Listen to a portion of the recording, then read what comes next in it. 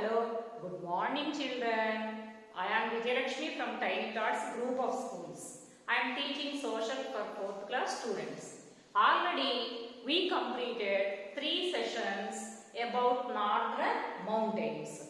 Today I am going to explain about the uses of Himalayas. What are the uses of Himalayas? Already I told you Himalayas are on the northern side of India. What are the uses of Himalayas? Then we will know about it. First, they are acting as the barriers. Barriers means a compound wall of India. They are acting as the barriers to India. We have houses. Around our house, we are constructing compound wall to protect from thieves, animals, and different vehicles. Like that, they are also acting as barriers or boundaries to India. They are protecting from other countries and they are protecting from foreign invasions. Invasions means another countries like China and Pakistan are coming to India to defeat India and to take into their hands. Already Britishers ruled us so many years, nearly 300 years. Like that, nowadays also China and Pakistan are coming to invade on us and to rule us. These Himalayas are acting as a great wall, like China wall, to protect from foreigners. Why? Because if the Himalayas are not there, foreigners can come into our country very easily. These are very cold, Himalayas are very cold, and they didn't have proper way to come out of them. So normal people are unable to come to India and they are unable to cross Himalayas. So they are taking great part, they are acting great part, great role to protect India, in the defense of our country. Our soldiers are also in Himalayas. Now they are in Himalayas and they are protecting our country. Next one, they are protecting us from cold winds which are coming from Siberia. The other side of India, especially in northern side, very cold places are there in northern side. Like Siberia, Russia, like that. So they are protecting from the cold winds which are coming from Siberia. And next one, they are preventing rain-bearing winds to go to other northern side. Rain-bearing winds are coming, monsoon winds, which are giving us rainfall. They are stopping that monsoon winds or rain-bearing winds to go to the other northern place. So they are giving the rainfall to India. Because of that rainfall only, northern India is very suitable for cultivation and farming. Okay. Next one, they have a lot of dense forests in Himalayas. Dense means thick forests. Because of the thick forests, we are getting wood and we are getting fruits, so many things from forests. And in these forests, we can see lot of wild animals, and near these dense forests, wildlife sanctuaries are also there. The vegetation and cultivation of crops are very famous in Himachal region. They are very famous in Himachal region. Why? Because there is a pleasant climate with not very cold and not very hot.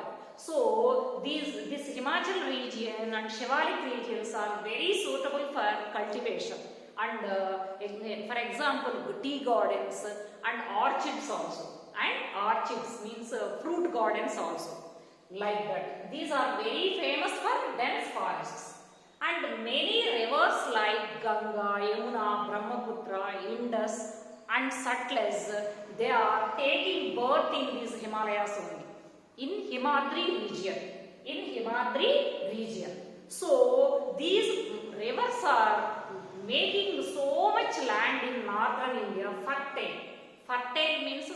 Prantam, which is useful for cultivation of crops, and the soil is very capable and very suitable for farming and agriculture. Major, what are the examples of rivers? Ganga, Yamuna, Brahmaputra, Indus and Satluj. These are the main rivers which are coming from Himadri region. And these rivers are perennial rivers. Perennial means they won't dry throughout the year. Normally, we have rivers in southern India like Krishna, Godavari, like that. These are not perennial rivers.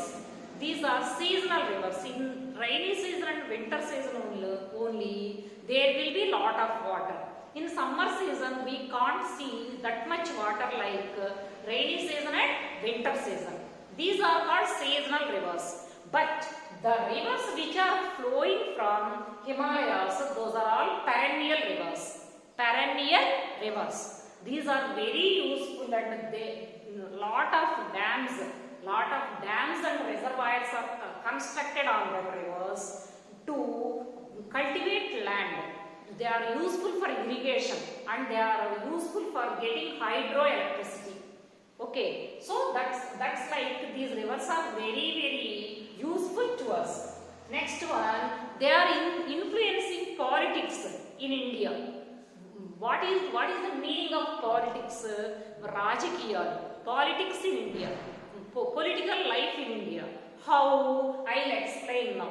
See, from years onwards, from thousands of years onwards, so many countries are invading on us. So many countries invaded on us. Persians, Arabians, Greeks, and Britishers, and Portuguese people, and Dutch people. Lot of countries came to India, and because of that, the country is mixed with a lot of cultures, lot of civilizations. And there are many types of cultures, and they created many religions like Hinduism is normally it is from thousands of years in India. Later than Arabians and Mughals came, they started Islam. And later than Britishers came, they influenced people to join in Christianity. And Buddhists, Buddha is from Nepal, another country, outside of our country. He influenced to join in Buddhism, Jainism, like that. Different religions are there in India. And these Himalayas influenced political and cultural life.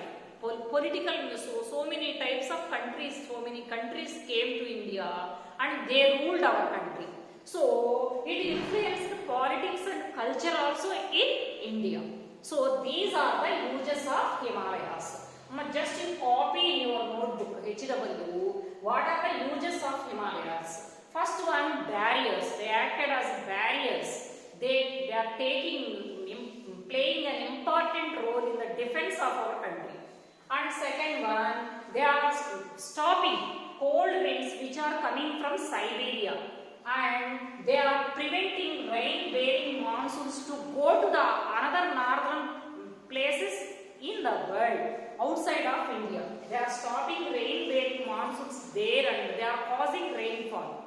And next one, these are the houses of a lot of dense forests. These forests are giving us wood and different types of medicinal products. And they are the birthplace of major rivers. These rivers are very useful for irrigation, drinking water and hydroelectricity. And they influence politics and culture in India, the religions and politics also in India. These are the uses of Himalayas.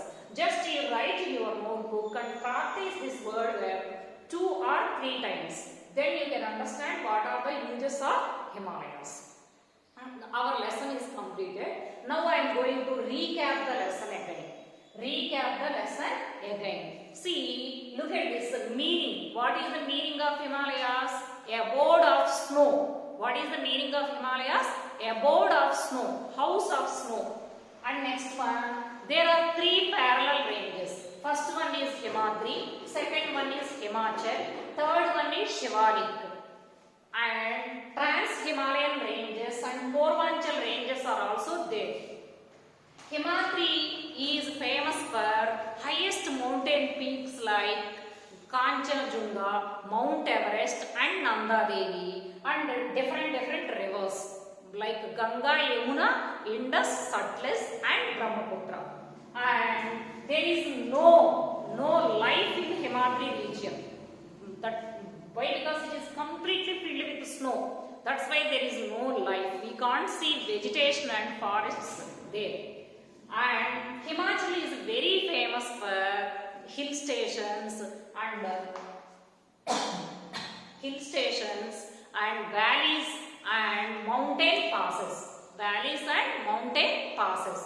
And Shivalik are the narrowest ranges, and they are very famous for wildlife sanctuaries and dense forests. And Trans-Himalayan ranges are to the northwest of Himalayas, and Purvanchal ranges are to the northeast of Himalayas. There are different tribes of people like Nepali, Bhutia, like that.